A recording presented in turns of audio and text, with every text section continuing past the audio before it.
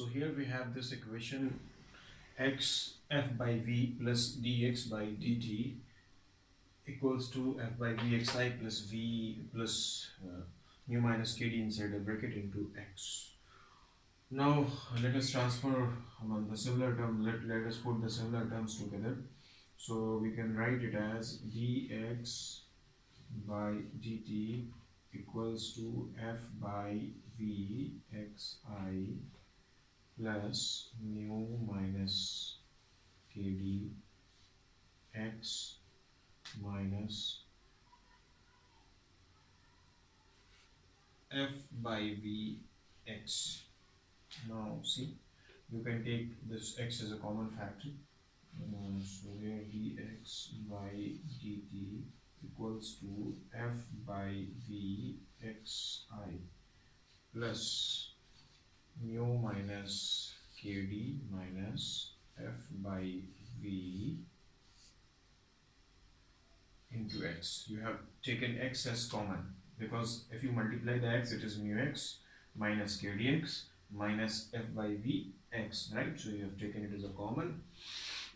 Now you have this particular equation, and do keep one thing in mind that when you are transferring this term over here, don't put this term along with this term, right? You are solving it for the, you are performing the mass balance on cells. So you have to keep this thing in mind that you have to put this term with this one when you transfer this one from left hand side to right hand side. Okay, fine. So let us you have this particular equation. Let us define dilution rate d with dimension t to the power minus 1. So let us define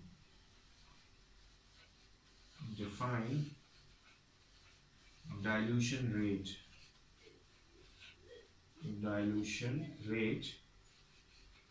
with dimension t to the power 1. So what is that?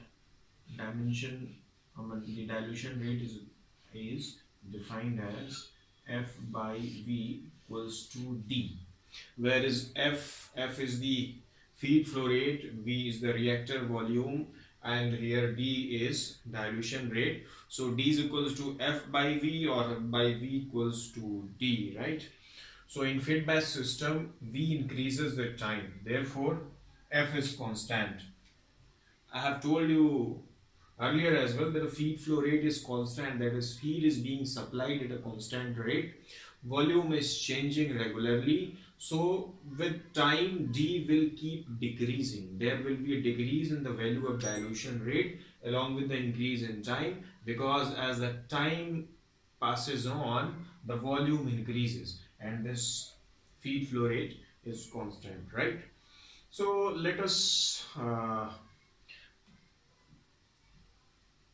make some additional consideration in this particular equation. As we all know that if you look back to the feed flow sheet that I have given you, in the flow sheet you can easily see that the feed f, xi, si and pi, right? I have told you that fed batch is a process. It is very similar to the batch process, except here you continuously provide the input of the medium inside the reactor, right? You feed the medium regularly. So basically, if we consider that if feed material is sterile, that is xi equals to 0, right? If feed material is sterile, additionally if cell death is also negligible, and additionally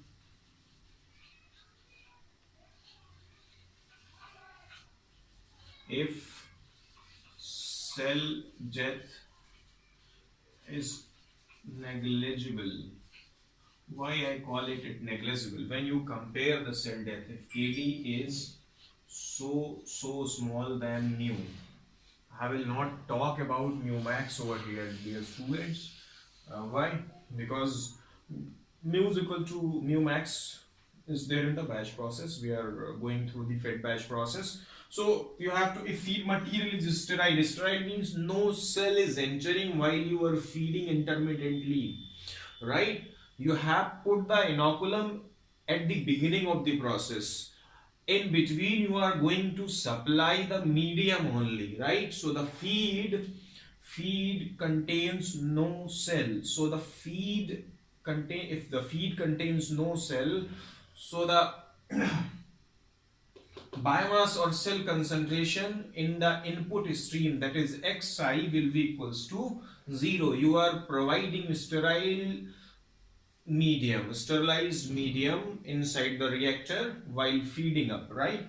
Additionally, if cell death is negligible, that is kd is so small than mu, right? So this particular equation, if you put up the value of f by v, if you consider this xi equals to 0, let us see what will happen to this equation. The equation will be reduced to dx by dt equals to, this will become 0, right? Isn't it? Because xi equals to 0, so this whole term will be equals to 0 plus, if kd equals to 0, then what do you have? Mu minus f by v equals to d, then you have this d outside the bracket. What you have? You have this, right? Fine. So what? Let us see. dx by dt equals to mu minus d out of the bracket x. This is the equation that you have got now. Okay, fine. So now simply this equation you have got. Now we will perform the mass balance on the growth limiting substrate. So let us now apply the same equation to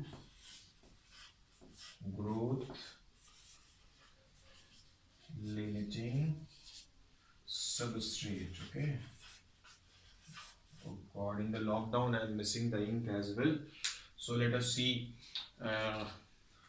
Let us see what we are going to do with the substrate first. Now see, same equation you are going to apply, that is dm by dt equals to mi hat minus mo hat plus rg minus rc. The same equation we are going to apply on the growth limiting substrate as well. So let us see what will be the mass here. Again, the mass will be equals to s into v. What will be the mi will be equals to fsi. Fine, isn't it? Yes. What will be the mo? Mo is equals to 0. Why? Because no mass is flowing out. You can refer the flow sheet diagram every time when you are performing this simply. Okay, fine. So what will be the rg? That is rate of generation. As we all know that there is